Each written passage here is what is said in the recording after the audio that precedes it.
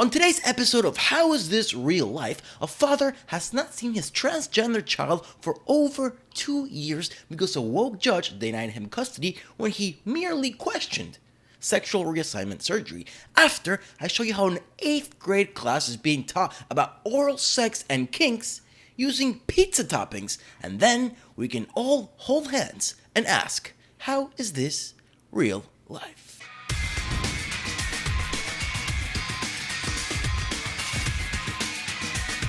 I had another video planned for today. We were supposed to be talking about Beijing Biden, but then I heard the story about the father and then the story about the pizza, and I said, well, I guess I'm talking about transgenderism and child indoctrination again. This life chose me. I didn't choose it. You see, the stories, they get inside my brain, and until I make the video, I can't get them out. In a way, this is like a therapy, but you guys don't charge me, so it's great. It works out for everybody. So let's start with Daily Mail. Apple engineer, father, 54, hasn't seen his transgender son, 17, for 2 years because woke judge denied him custody when he questioned reassignment surgery but failed to disclose she has a trans kid of her own. If I was his attorney, I would have asked her, well, I didn't know, but she needs to dismiss and then we're gonna get a try this bitch again. Mistrial. All right, let's begin. An Apple software engineer, we read that part. Ted Hukaku, 56, is a father of 2 who lives in Richmond, California. Of course, this happens in California. It starts in Canada when I start making these videos about judges taking kids away from parents because they don't agree with their transgenderism. It started in Canada, and then I said, hey, it's going to come to the United States, and it starts in California. And here we are. It's happening. He and his estranged wife, Christine, had 2 kids together. His oldest child is a 17-year-old who was born a boy, but now wants to transition to become a female. Ted claims that in 2019, his estranged wife, Christine, sprang on him that their son, then 15, wanted to transition to female. She left him that same day, taking the teenager and the couple's youngest son, now 15, with her, and filed for divorce later that year. It sounds like this mother has been filling their kids' brains with bullshit. Actually, no, with just pure shit. Now the poor kid thinks she's a girl. She agrees with him. She affirms it. And then she leaves her husband and the father, which will cause more damage to the family and the kids. Since then, Ted and his ex, a former BlackRock PR executive, holy shit, she works at BlackRock? BlackRock is probably one of the most evil companies in the history of mankind. Look it up yourself. Maybe I'll make a video about it one day. Probably will. Let's see, where were we? BlackRock. Have battled into court over custody of their child, nobody cares. In June 2020, Judge Hiramoto denied Ted custody of the teenager, granting him supervised only visits after he questioned if the child was mature enough to make the life-altering decision when he was a minor. What a good father, looking out for the well-being of his son. And the state says nay. Judge Hiramoto did not disclose the fact that her own child transitioned from male to female the previous year. Talk about bias. Talk about conflict of interest. My goodness, she should be disbarred, this woman. Social media messages between the pair show her supporting the child through their transition, writing, I am so proud to your mom. Her daughter celebrated now I'm confused. Now I don't know if they're talking about the boy. Her daughter celebrated their 1-year anniversary of coming out in May 2020. Yeah, so they're talking about the boy. 3 months before Hiramete stripped Ted of custody of his son. Hiramete never raised it as a potential conflict of interest. Well, guess what? It was a potential conflict of interest. And if I was his attorney, I would have raised hell. And the kid would be at home with his dad, and he would be a he, not a she. Now, 17, the teenager has begun therapy by having an implant fitted in their arm. Also, he's a they-them also now. He's a they-them. He's a she-they-them in their arms. You see how this story does not make any grammatical sense. It started with the boy, now he became a girl, and you're talking about she and daughter, and now it's a they-them. Let's read that sentence again. Now 17, the teenager, you see, this person's confused, doesn't know how to address it. So the teenager has begun therapy by having an implant fitted in their arm. In his arm, in her arm, but no, their arm. They They They will turn 18 on June 10 and will no longer need anyone's approval for the procedures. Yeah, well, the indoctrination is already done. It's too late now. This guy is going to become an adult and completely wreck his body and hopefully not, later in his life. Ted told the Daily Mail that he has been left out in the cold from the beginning. He first spoke with Abigail Schreier, one of the leading experts on the transgender phenomenon. She wrote one of the most popular books, which Amazon decided to ban for some reason. I wonder why, even though I think they put it back, but I'm not sure. I'm not going to look it up now. Where were we? Oh, you see, who's writing a book on the subject of child changing. Yeah, I know. Ted says he's at a loss as to why his estranged wife is so eager to push on with surgery and therapy without consulting him in the first place. Oh, man. He says he misses him tremendously and is hurt that he cannot take part in touring colleges with the teenager. I have seen him, but only from a distance, in the fall of 2021. Our younger son plays football at his school. I attend, and on a couple of occasions, the transgender child went with his mother.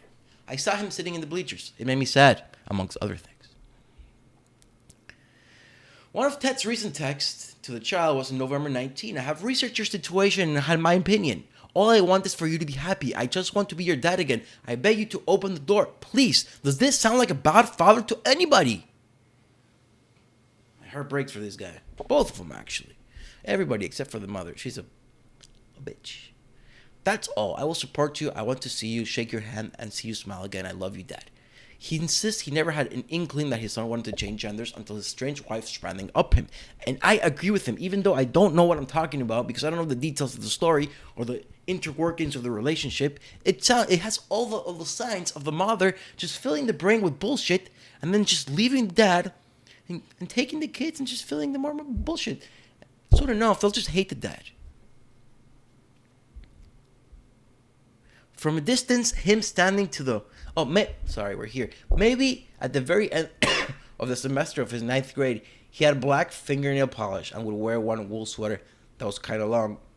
Excuse me, coof virus. Not really. You see, I've been seeing a lot of guys with nail polish, the black nail polish, and I tell my friends that I don't like it, and they're like, who cares? They're just expressing themselves. Especially the girls say that. And no, I'm skeptical of this, okay? It's okay, you can paint your nails. I don't have an issue with the thing itself. What I do have an issue with is that it's like, you know how they said that weed was a gateway drug? It's like a gateway action to becoming trans. You paint your nails, you start wearing skirts, then cross-dressing. You'll see, we'll get to other stories later. Let's just wrap this one up. Oh, man.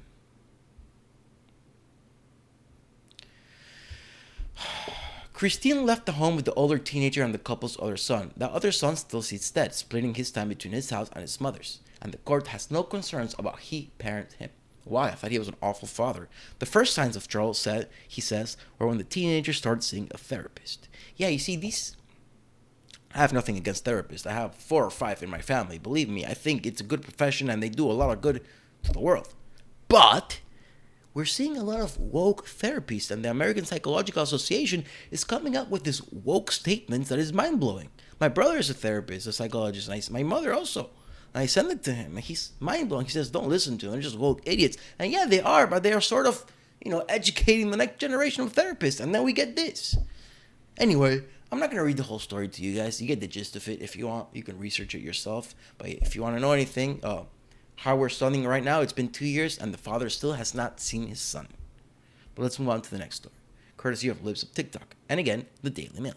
My son didn't even know what oral was. Parents slammed Connecticut school district for asking 8th graders to share their sexual desires in the form of pizza toppings in bizarre assignment. So you might be asking yourself, what does this assignment look like? Ask yourself no more. Check this out. Pizza and consent. Consent is enthusiastic, fluid, respectful, required. Again, you might be looking at this and say, okay, it's weird, but okay, I got you. Okay. Can you see this? Now that you know this metaphor for sex, let's explore your preferences. Draw and color your favorite type of pizza. What's your favorite style of pizza? Your favorite toppings? What are your pizza no-nos? Now mirror this preference in relation to sex. Here are some. I can't even read this. Here are some examples. Likes cheese equals kissing. Dislikes olives equals giving oral. Is this appropriate for an 8th grade class? Is this appropriate for a 9th grade class? Is this appropriate for any grade class? I don't think so. I think this might be appropriate for a sex class. Physical sex body class in college, maybe in the university. This is messed up. This is indoctrination. But even worse, the teacher is just trying to see which students he wants to fuck. Are there any other explanations for this type of assignment? I don't think so. I can't come up with one. Holy olives giving oral? I like olives.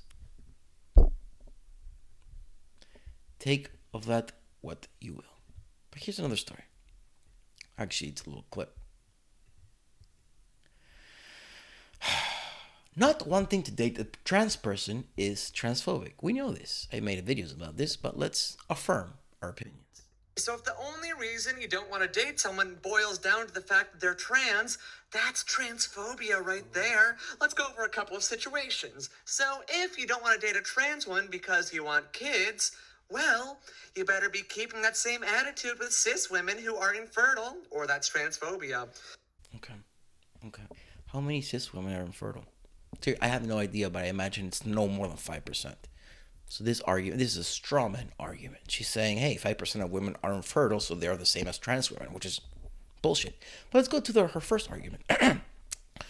If you don't want to date a trans woman because she has a dick, then you are a transphobe. Transphobe means, the technical definition, that you are afraid of trans people. Now, would me not wanting to suck a woman's dick make me transphobic? I don't think so. I'm not afraid of it. I'm disgusted by it, and also not turned on by it, which is something that you want to be when you're performing olives, oral sex. Let's keep going. If you don't want to date a trans woman because you're not attracted to trans women, I would absolutely love to know how you're able to identify correctly who is a trans woman on site 100% of the time, because that is just impressive. I wish I had that ability.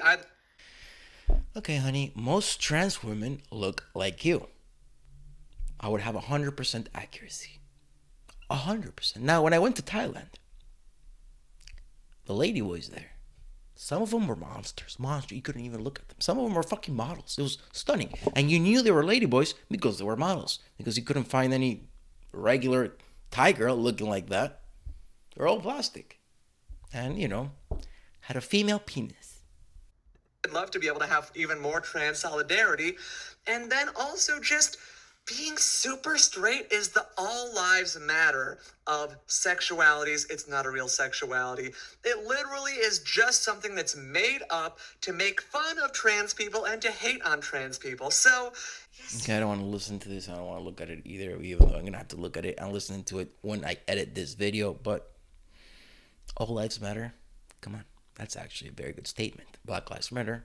Not only is it a Marxist organization, but it turned out to be a scam where all the millions of dollars, they're being investigated throughout the nation. All right, I can't look at this face anymore. God. Do we want to watch this video?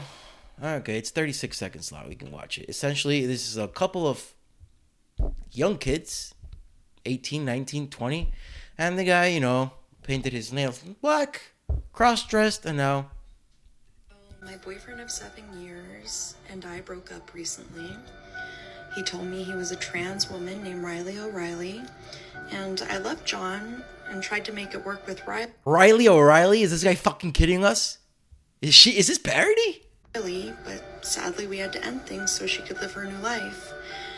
The house felt so empty and I wanted to fill the void, but I felt like it was too soon to deal with humans. So I got a doll, and just her presence. I was gonna say maybe Riley O'Reilly can fill your void with his, her, they, theirs feminine penis, but never mind. You got the doll. Comforts me.